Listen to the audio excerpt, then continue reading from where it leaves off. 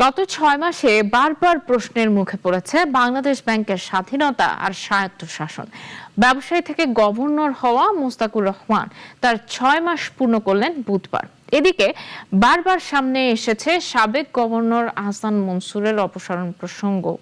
অবশ্য আহসান মনসুর বলেছেন তার কোনো আক্ষেপ কিংবা অসন্তোষ নেই, যদিও বাংলাদেশ ব্যাংক বলছে রাজনৈতিক হস্তক্ষেপ এড়িয়ে সঠিক পথেই আছে কেন্দ্রীয় ব্যাংকের কর্মকাণ্ড। সাইদ আরমানের রিপোর্ট। মুস্তাকুর রহমান বাংলাদেশ ব্যাংকের গভর্নর হিসেবে দায়িত্ব নেন চলতি বছরের 26 ফেব্রুয়ারি। ঠিক 6 মাস পূর্ণ করেছেন তিনি গভর্নর হিসেবে। ব্যবসায়ী থেকে এই প্রথম বাংলাদেশ ব্যাংকের শীর্ষ পদে আসায় তীব্র সমালোচনা আর পদত্যাগের দাবির মুখে পড়তে হয় তাকে।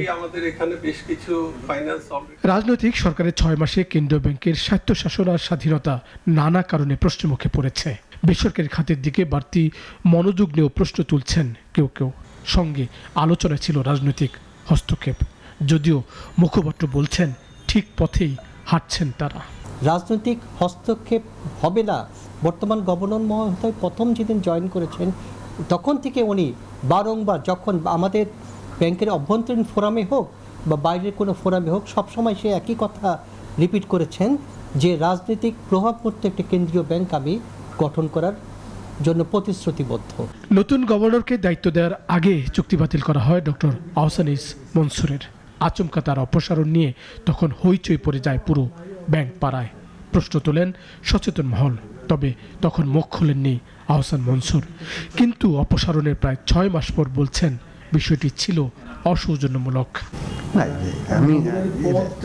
এইটা প্রক্রিয়াটা তো কোনো মতেই কোনো কারোর জন্যই এটা ডিজার্ভিং না, কারোর জন্যই না। আমার কথা শুধু না, একটা প্রক্রিয়াগতভাবে জিনিসটাকে সুন্দরভাবে করা প্রয়োজন ছিল এবং এটা জানিয়ে দিলেই হয়ে যেত এবং কিছু কেউ তো এখানে গদি ধরে রাখার জন্য এখানে আসেনি।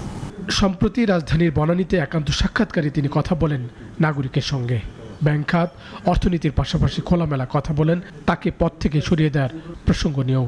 অপসারণ প্রক্রিয়া অসৌজন্যমূলক বললেও সরকারের প্রতি তার কোনো আক্ষেপ নেই। না, আমার কোনো আক্ষেপ নেই। আমি মনে করি যে যেটা করেছে আল্লাহ করেছেন ভালোর জন্যই, আমার ভালোর জন্যই করেছেন।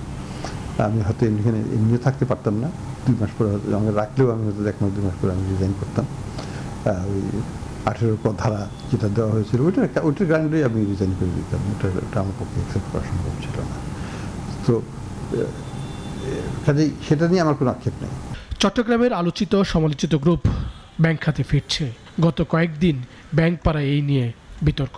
সেই বিতর্কের মধ্যে ফের আলোচনায় ডক্টর আহসান মনসুরের অপসারণ।